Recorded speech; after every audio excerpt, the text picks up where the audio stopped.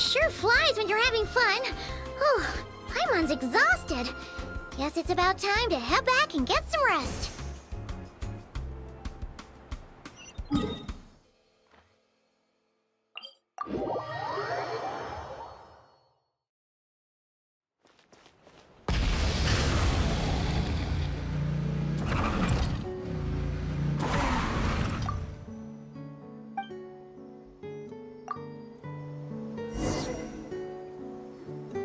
Morning, Traveler. Morning, Paimon. Thought I'd come over and say hi, puffer, floaters, and all. Morning, Moalani. How are you so full of energy? Weren't you the one partying the hardest last night? That was last night. I got a good night's sleep, and now I'm good as new. Here, take this. It's your prize for completing the album. I picked yours up, too, to save you the trip. Wow! Thanks, Moalani. That was so nice. When it comes to helping people, a good guide always thinks one step ahead, right? Oh, and speaking of work, I guess our vacation's almost over, huh? Probably for the best. If I don't head back soon, I'm worried my little doggy won't even remember me. And after talking to the others, it seems like everyone is just about ready to get back. Some are missing their families. Others are going through dandelion wine withdrawal, I guess. Even Chaska seems to be feeling it. Not that she'd ever admit it, but I have noticed her gazing back towards the Flower Feather clan at night. But summer's not over yet, so I say, we squeeze a few more unforgettable moments into the time we've got left. Like another group photo. Hey, how about taking one right here? After all this time, Paimon's grown kind of attached to this place. Great idea! Why don't you spruce up this wall, and I'll go gather the others. See you over at the plaza!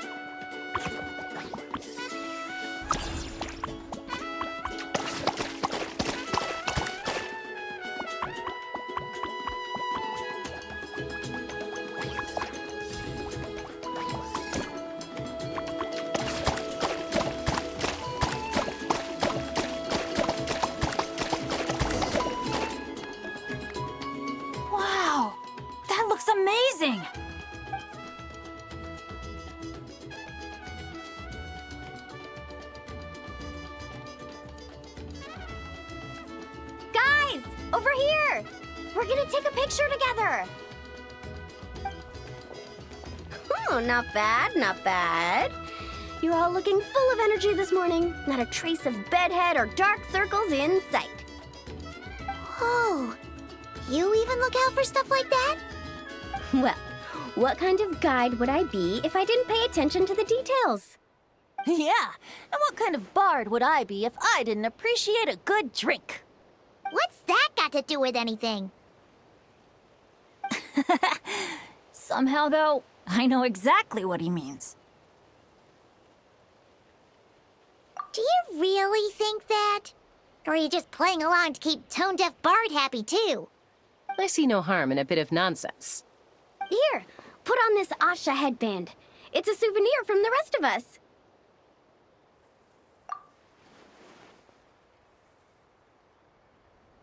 It really suits you. Alrighty then. 3, 2, 1. Paimon? Sorry. All that nonsense has got Paimon's head muddled. Her mind's gone completely blank. Don't want it all to end, huh? Are you worried once you say those words, the vacation will officially be over? How the... Paimon thought peacemakers couldn't read people's minds. Oh, Paimon. Don't worry, Paimon.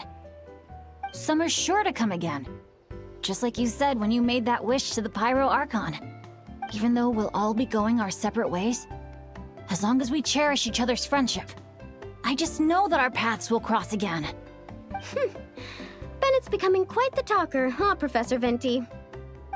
Well, I wouldn't dare take credit for something like that. Your tone would suggest otherwise. Come on! Paimon was just starting to feel inspired! Why don't we just give it another try? Yeah, let's do it all together this time. Huh. What should we shout? Sounds good! 3, 2, 1. Lucky Star! So, what are your plans for the future, Bennett? If you're having trouble deciding, you can always park it in the People of the Springs for a bit. Or however long you want, really. Thanks for the kind offer, Moalani. I actually went to see the Pyro Archon to tell her how grateful I am for everything she's done for me. She told me that the domain we entered was an abyssal simulation of the Mare Javari. It was extremely unstable, and now it's completely gone. Later, when we got on to talking about my future, she said I was more than welcome to stay here in Natlan, but also that she would respect my decision, whatever it turned out to be. And after thinking it over, long and hard, I've decided to return to Mondstadt. You miss your dads, don't you?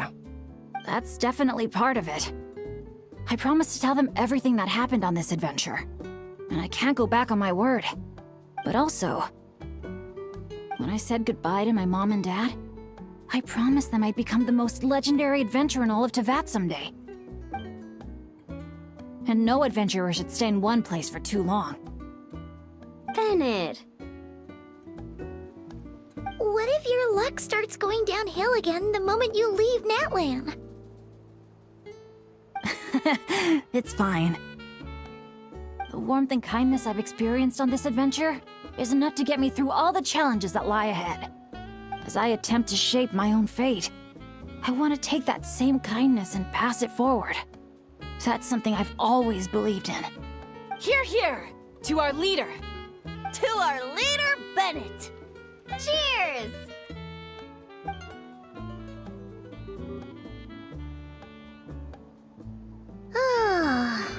This is gonna be another all-nighter, isn't it?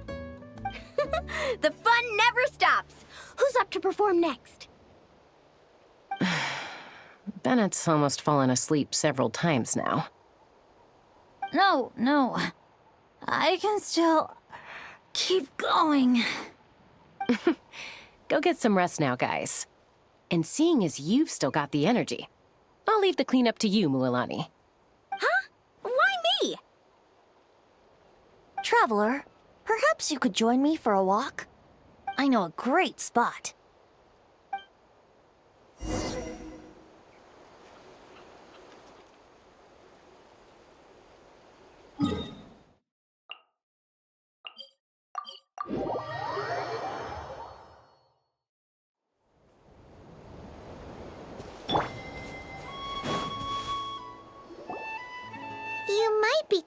deaf, but you sure know how to sniff out a good view. Glad you like it.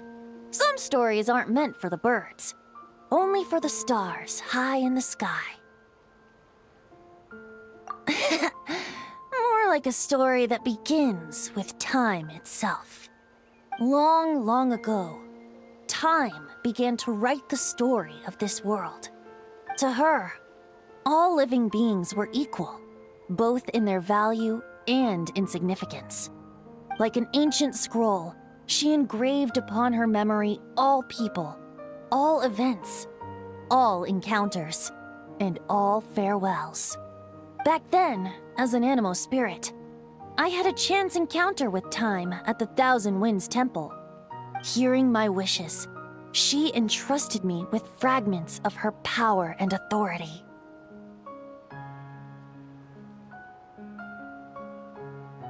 Sounds like you've heard the story of time in the wind before.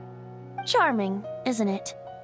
Through the memories engraved in rituals, poems, ruins, and ancient texts, the same beings she considered so insignificant have met her, time and time again. So, this is the story you wanted to share? More like the prologue. The corruption of the Mare Javari is tied to time itself. To put it another way, it is a calamity present in every moment that will ever be. Unlike time herself, I have always cherished many wishes in my heart. 500 years ago, to prevent the corruption of the Mare Javari from spreading beyond Tenochtitlan, I blew it off the timeline, turning it into the Windless Land.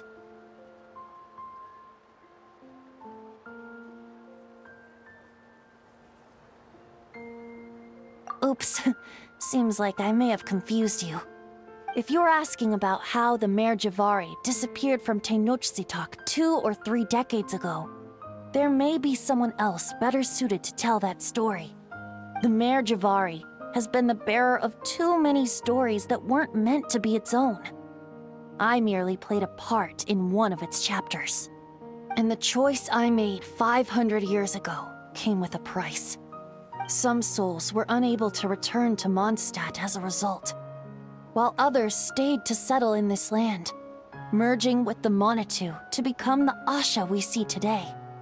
So the reason you're here in Tenochtitlan is because... Correct. I'm here to collaborate with the current Pyro Archon, Mawika. Correct again. The flame was our signal. Only by having Mawika open a rift between that space and the true Mare Javari could I sneak in and bring back all the souls who wish to return.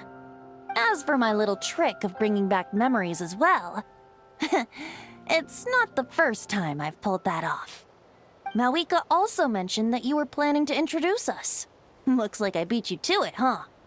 I was glad to discover that she shares my love for fine wine and freedom. We got along great.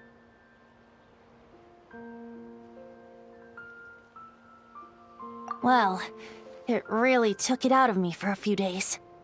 In fact, I still feel pretty dead on my feet even now. Oh, really?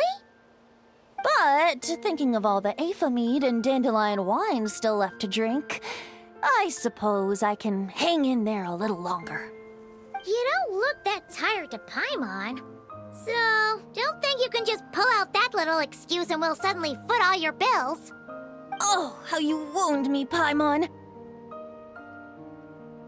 You'll hook me up with some good liquor, won't you, Traveler?